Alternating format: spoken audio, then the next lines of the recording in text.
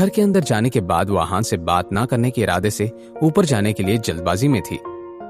शनाया, उसने हिचकिचाहट के साथ पीछे मुड़कर देखा। आप अपना पर्स टैक्सी में ही भूल गई थी। क्या आप किसी बात से परेशान हैं? जब आहान ने किसी अजीब बात का जिक्र नहीं किया तो शनाया की जान में जान आ गई। वो मैं थोड़ी थक गई हूं ना, इसीलिए मेरा ध्यान ही नहीं रहा। Thank you.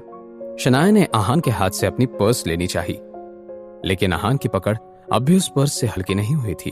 शनाया, आपकी लिपस्टिक कौन सी ब्रांड की है? शनाया ने अजीब सा चेहरा बनाकर आहान से उल्टा सवाल किया। लिपस्टिक का ब्रांड तुम क्यों पूछ रहे हो? आहान ने फिर शनाया की जुल्फों को हटाते हुए उसके कानों में फुसफुसाते हुए कहा। शनाया आहान को भी डांटना चाहती थी, लेकिन उसकी तरफ देखने से भी कतरा रही थी। शनाया के गाल अब गुलाबी होने लगे थे। आप इस तरह क्यों रिएक्ट कर रही हैं? शनाया ने आहान के सीने में अपना चेहरा छिपा लिया। तुम्हारी फ्लर्टिंग दिन ब दिन बढ़ती जा रही है। तुम्हें किसे पता?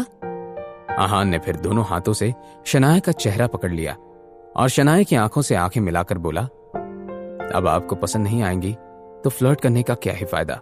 दोनों एक दूसरे की आंखों में खो गए थे। इस वक्त शनाया के दिमाग में कई सारे ख्याल घूम रहे थे, लेकिन एक घबराहट भी थी। ये बदलाव आहान ने झट से नोटिस कर लिया। क्या हुआ शनाया? आप परेशान लग रही हैं। क्या कोई बात है? आहान, आज तुम्हें कुछ हो जाता तो मैं कहां जाती, क्या करती? तुम किसी खतरे में पड़ सकते थे आहान। शनाया, डोंट वरी, कुछ नहीं हुआ है और मैं ये कुछ होने भी नहीं दूंगा। Trust me. आहान, आगे से तुम मेरे लिए और अपने लिए किसी से लड़ाई में नहीं पड़ोगे। हम दोनों मिलकर शांति से संभाल लेंगे, लेकिन तुम अपनी जान पर कोई रिस्क नहीं लोगे। वादा करो मुझसे। शनाया, मैं आपसे प्रॉमिस करता हूं कि आगे से मैं कभी ऐसा कुछ नहीं करूंगा जिससे आप घबरा जाएं। इस वक्त शहर के किसी दूसरे कोने में किसी हाई क्लास बार के एक प्राइवेट रूम में रूपल वहां खड़ी मन ही मन में घबरा रही थी। उसके सामने एक मिडिल एज्ड आदमी बैठा हुआ था।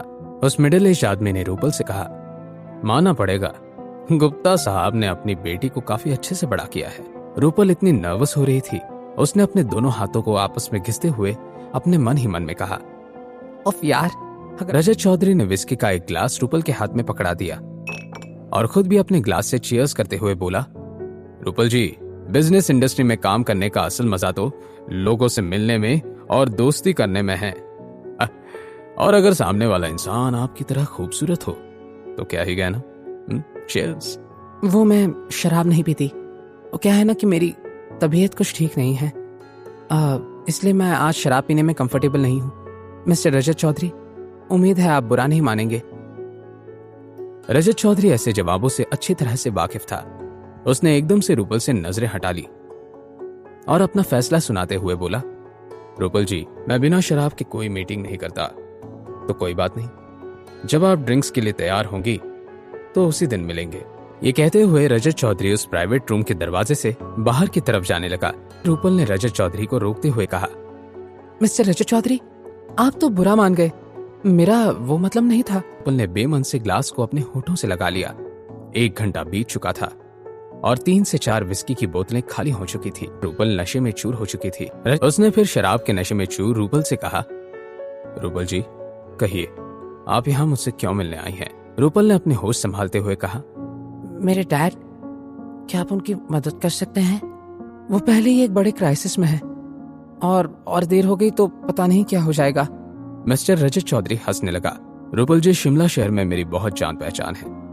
अपने 1-2 दोस्तों से बात करके मैं गुप्ता साहब की मदद कर सकता हूँ, लेकिन ये सब करने के बाद मुझे क्या मिलेगा? रूपल ने ज्यादा सोचे बिना पॉइंट की बात करना सही समझा। मिस्टर रजत चौधरी, मेरे पापा को इस क्राइसिस से बाहर निकाल सकते हैं?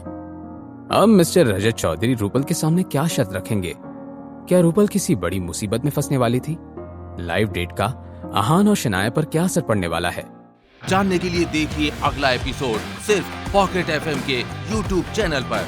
और सीक्रेट अमीरजादा के सारे एपिसोड्स को सुनने के लिए डिस्क्रिप्शन में दी हुई लिंक से डाउनलोड कीजिए पॉकेट एफएम ऐप।